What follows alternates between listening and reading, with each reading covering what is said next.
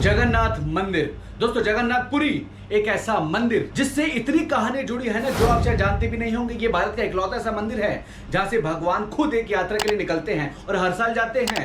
दोस्तों एक ऐसी यात्रा जिसका इंतजार सिर्फ उनके भक्ति नहीं करते बल्कि पूरी दुनिया करती है, और वहां पे रहने वाली बुरी आत्माएं, भूत प्रेत भी करते हैं। हर साल ये यात्रा एक मुसलमान की मजार पे भी रुकती है। और दोस्तों आप जान के हैरान हो जाएंगे, किसी और धर्म के लोगों का जाना सख्त मना है। और दोस्तों लोग ये भी कहते हैं कि श्री कृष्ण का धड़कता हुआ दिल है इस मंदिर के अंदर, और कुछ ये भी कहते हैं कि खजाना छुपा है। दोस्तों ऐसा भी माना जाता है कि अंत की ओर इशारा कर रहा है ये मंदिर, प्रलय की तरफ इशारा कर रहा है ये मंदिर। और दोस्तों इतने सारे राज, इतने सारे सवाल छुपे हैं इस मंदिर से जुड़े हुए हैं, जो हम लोग हर रोज ढूंढने की कोशिश करते हैं। लेकिन इस वीडियो में उन सारे सवालों के जवाब आपको मिलेंगे। और दोस्तों इसलिए एंड तक जरूर देखना, क्योंकि एंड में मैं कुछ ऐसा बताऊंगा जो आप जान के हैरान हो जाएंगे। ऐसा क्यों कहा जाता है कि कलयुग का जो अंत है वो इस मंदिर से जुड़ा हुआ है, ये सब जानेंगे हम इस वीडियो में। एक रात राजा इंद्रद्युम्न के सपने में स्वयं श्री विष्णु आते हैं और उनसे कहते हैं कल बंका मोहन नदी के किनारे पे पहुंच जाना। जब राजा इंद्रद्युम्न वहां जाते हैं तो उन्हें नदी के किनारे पे कुछ अजीब सी चीज दिखाई देती है। लकड़ी के टुकड़े पे नीले रंग का पदार्थ दिखाई देने लगा उन्हें, जिन्हें वो नील माधव के नाम से पुकारने लगे। लेकिन आज हम उसे ब्रह्म पदार्थ के नाम से जानते हैं। दोस्तों इसी लोग श्री कृष्ण का धड़कता हुआ दिल भी कहते हैं। क्या है ये पदार्थ, इसकी कहानी क्या है, इसका राज क्या है, क्यों उसे श्री कृष्ण का दिल कहते हैं? क्या सच में ये भगवान श्री कृष्ण का दिल है, या फिर कोई और चीज है, या फिर किसी और ग्रह से आई हुई कोई और पदार्थ है जो शायद इस पृथ्वी पे मौजूद ही नहीं है? दोस्तों फिर राजा इंद्रद्युम्न ने क्या किया, वो उसे ले जाते हैं और उसके लिए एक भव्य मंदिर तैयार करते हैं। नील माधव के लिए एक बहुत बड़ा मंदिर बनाने की तैयारी शुरू हो जाती है, लेकिन तोड़े हुए वचन की वजह से दोस्तों वो आधा अधूरा ही रह जाता है। और यही कारण है कि आज भी जगन्नाथ की मंदिर की मूर्तियां आधी अधूरी बनी हुई हैं। कई लोग ये भी कहते हैं, मानते हैं कि कलयुग की शुरुआत में बनाना शुरू किया गया था और इसीलिए ये आधा अधूरा ही रह गया। और अधूरापन ये बताता है कि कैसे कलयुग में भक्ति भी आधे अधूरे मन से की जाती है।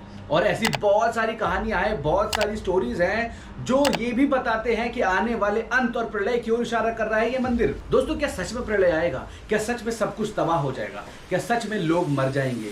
क्या ये मंदिर में छुपे हुए राज ये दर्शाते हैं, और दर्शाते हैं भी तो कब आएगा प्रलय, उसका सच क्या है?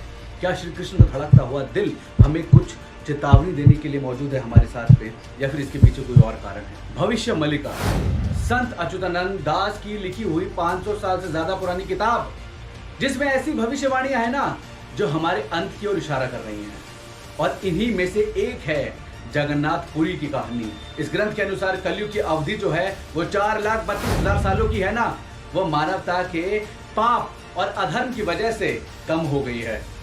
और 2025 में ये दुनिया खत्म हो जाएगी। और दोस्तों 2025 अगला साल है। ये कैसे होगा? ये राज छुपा है जगन्नाथ मंदिर से जुड़े हुए राज में, कहानियों में, जो लिखा है भविष्य मलिका के अंदर। आइए जानते हैं दोस्तों। मंदिर के पत्थर अपने आप गिर जाएंगे, टूट जाएंगे, और ऐसा लगेगा कि पत्थरों को कोई गिरा रहा है, प्रलय आ रही है। और मंदिर के पुराने होने पे नहीं बल्कि पृथ्वी पे पाप बढ़ने के कारण हो रहा है। एक ऐसा चक्रवर्ती तूफान आएगा इस दुनिया में जिसके चलते पुरी का पवित्र बरगद का पेड़ टूट कर गिर जाएगा। मंदिर के शिखर पर लगा हुआ झंडा समुद्र में जा गिरेगा। हवा की तेज गति से नील चक्र टेढ़ा हो जाएगा।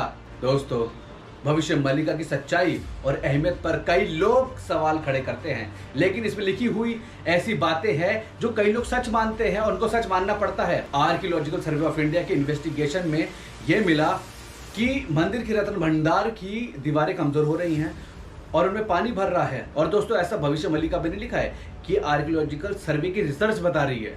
जगन्नाथ मंदिर से जुड़ी दूसरी प्रेडिक्शन भी सच होने जा रही है। बरगद का पेड़ जो हजारों सालों से टिका हुआ था कलयुग के समय से, वो अचानक से गिर गया, और शिखर पे लगा झंडा जो हमेशा सीधा लहराता है वो भी जमीन पे गिर गया। दोस्तों आज सबसे बड़ा सवाल बन चुका है कि मंदिर का रत्न भंडार क्या है? रत्न भंडार के अंदर दोस्तों आप जान के हैरान हो जाएंगे कि जगन्नाथ टेम्पल का जो खजाना है, जिसे रत्न भंडार के नाम से जानते हैं, दोस्तों यहाँ पे गहने, कीमती रत्न, हीरे जवाहरात, सोना, रूबी, पता नहीं क्या क्या अनगिनत कीमती खजाना सेफ रखा गया है। लेकिन 40 साल से इसके दरवाजे सब लोगों के लिए बंद कर दिए गए हैं। और इसका कारण पूछने पर बताया जाता है कि यहाँ पे जो इसकी रखवाली कर रहे हैं वो जहरीले सांप है। कुछ रिसर्च और कुछ रिपोर्ट्स की माने तो रत्न भंडार पहले 1984 में खोला गया था, लेकिन 84 में जब रत्न भंडार के दरवाजे खोले ना, तब आर्कियोलॉजिकल सर्वे ऑफ इंडिया को कई मुश्किलों का सामना करना पड़ा। वो हैरान होकर दंग रह गए। एएसआई के ऑफिसर को अंदर से कई सारे सांपों की डरावनी आवाजें आने लग गई और तब उन्होंने बाकी के सारे दरवाजे भी ना खोलने का फैसला कर दिया और उन्हें हमेशा के लिए बंद कर दिया। क्या सच में जहरीले सांप जगन्नाथपुरी के खजाने की रक्षा कर रहे हैं? दोस्तों, यहाँ के 2 चेंबर है, भीतर भंडार और बाहर भंडार। 2018 में कोर्ट ने एएसआई को यह आदेश दिया कि भीतर भंडार की जांच करे, लेकिन जब टीम वहां पहुंचती है ना तो उन्हें पता चलता है कि रत्न भंडार की चाबियां ही गायब हो गई हैं। तब से पिछले 6 सालों में वो चाबी कहां है, किसके पास है, कहां गुम हो गई, कोई नहीं जानता। और मिसिंग चाबियों का 6 साल पुराना मामला इस साल उड़ीसा में बीजेपी के चुनावी प्रचार का केंद्र बिंदु भी बन गया था।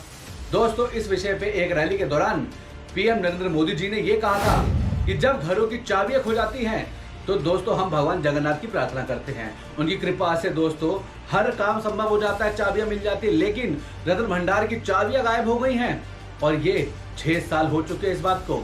दोस्तों, ये कोई मामूली बात नहीं है। हो गए ना हैरान? हिस्ट्री में जाकर देखेंगे तो ये माना जाता है सूर्यवंशी डायनेस्टी के एक रूलर ने भगवान जगन्नाथ के रत्न भंडार को दान देकर उसे सोने और अन्य गहनों से भर दिया था।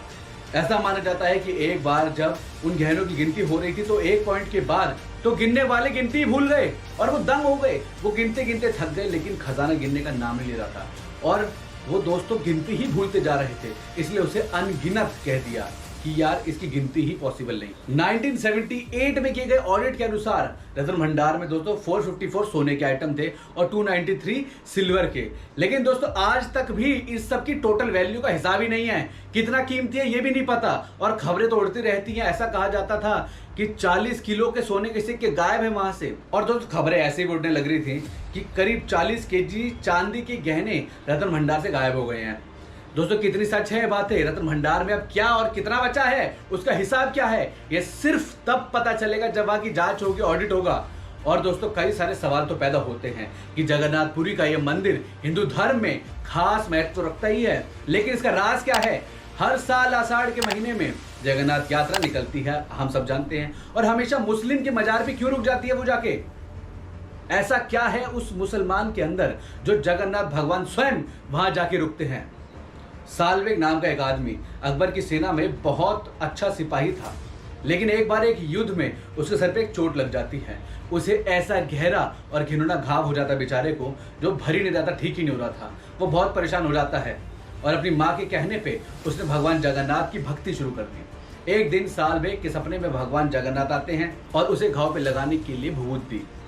जब साल्वेग की नींद खुल जाती है तो वो देखता है कि माथे पे जो घाव है वो ठीक हो चुका है। वो खुश हो जाता है, वो भावुक होकर फटाफट उठते ही भगवान जगन्नाथ के मंदिर जाता है उनके दर्शन करने के लिए। लेकिन क्योंकि वो मुसलमान है तो उसे अंदर आने नहीं दिया जाता। मगर उसने हार नहीं मानी, वो बाहर बैठ के ही भगवान की भक्ति करने लग गया। लेकिन दोस्तों ऐसा माना जाता है कि मृत्यु के पहले वो ये कह के गया था कि अगर मेरी भक्ति में सच्चाई है तो मेरे प्रभु मेरी मजार पे जरूर आएंगे मेरे मरने के बाद। और तब से हर बार श्री जगन्नाथ जी का मंदिर हमेशा साल्वेग की मजार पे रुकता है। यह हुई ना भगवान और भक्त के बीच का रिश्ता। लेकिन एक और जगह जहां पे उनका रथ रुकता है, पुरी का गुंडीचा मंदिर, उसका रहस्य क्या है आइए जानते हैं। जगन्नाथ यात्रा के 5वें दिन पुरी के गुंडीचा मंदिर में महालक्ष्मी के सम्मान में हीरा पंचमी नाम का एक त्योहार मनाया जाता है और माना जाता है कि इस दिन महालक्ष्मी ने भगवान जगन्नाथ के रथ को तोड़ दिया था। एक प्रचलित कहानी के अनुसार भगवान जगन्नाथ उनकी पत्नी महालक्ष्मी को पीछे छोड़ के यात्रा पर निकल पड़े थे, उन्हें वचन दे के कि अगले दिन वो वापस आएंगे। लेकिन जब 4 रातों तक जगन्नाथ जी नहीं लौटे तो माता चिंतित होकर उन्हें ढूंढने निकल जाती हैं। यात्रा के 5वें दिन वो गुंडीचा मंदिर के द्वार पे पहुंच जाती हैं और वहां भगवान जगन्नाथ के रथ को देखकर वो बहुत क्रोधित हो जाती हैं और क्रोध से जगन्नाथ जी के रथ को तोड़ देती हैं और वापस मुख्य जगन्नाथ मंदिर लौट जाती हैं। हर साल जगन्नाथपुरी की यात्रा में इस घटना को हीरा पंचमी के नाम से मनाया जाता है। दोस्तों है ना बहुत ही रहस्यमय चीज। हीरा मतलब घूमना और पंचमी मतलब 5वां दिन, वो दिन जब महालक्ष्मी जगन्नाथ जी को ढूंढने निकली थी। इस दिन रूठी हुई महालक्ष्मी को मनाने के लिए उनकी पूजा की जाती है। उन्हें पुरी के मशहूर रसगुल्ले और अलग अलग पदार्थों का भोग भी चढ़ाया जाता है। फिर उनके सेवक उनकी पालकी को गुंडीचा मंदिर ले जाते हैं। महालक्ष्मी जी और जगन्नाथ जी के सेवकों में लड़ाई भी होती है और आखिर में महालक्ष्मी के सेवक रथ के छोटे से हिस्से को तोड़ के अपने साथ मंदिर में ले जाते हैं।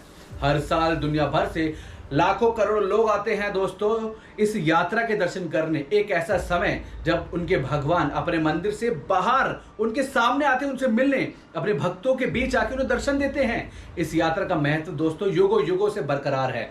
लेकिन सिर्फ भक्त ही नहीं, माना जाता है कि भूत प्रेत पिशाच भी इस यात्रा का हिस्सा हैं। यहां तक कि उनके लिए खास प्रसाद भी बनाया जाता है। यात्रा में भगवान को कई सारे पदार्थों का भोग चढ़ाया जाता है। उन्हीं में से एक है आधार पदार्थ, एक ऐसा पदार्थ जो भगवान जगन्नाथ का प्रसाद है, लेकिन उसे भूत प्रेत और बुरी आत्माओं के लिए बनाया जाता है। हर साल 3 बड़े बड़े मटकों में इस पदार्थ को बना के इसे रथ में ही रखा जाता है और फिर एंड में श्री जगन्नाथ जी को चढ़ाया जाता है। लेकिन भोग लगाने के बाद इसका सेवन नहीं होता है, बल्कि दोस्तों इसे जगन्नाथ जी के रथ के आसपास फेंक दिया जाता है। और माना जाता है कि यात्रा में होने वाले ये जो सारे रिचुअल हैं, वहां की सारी बुरी आत्माएं उसका सेवन कर रही होती। जैसे ही पदार्थ नीचे गिरता है, ये बुरी आत्माएं इसका सेवन करना शुरू कर देती हैं और दोस्तों उनको मोक्ष की प्राप्ति हो जाती है।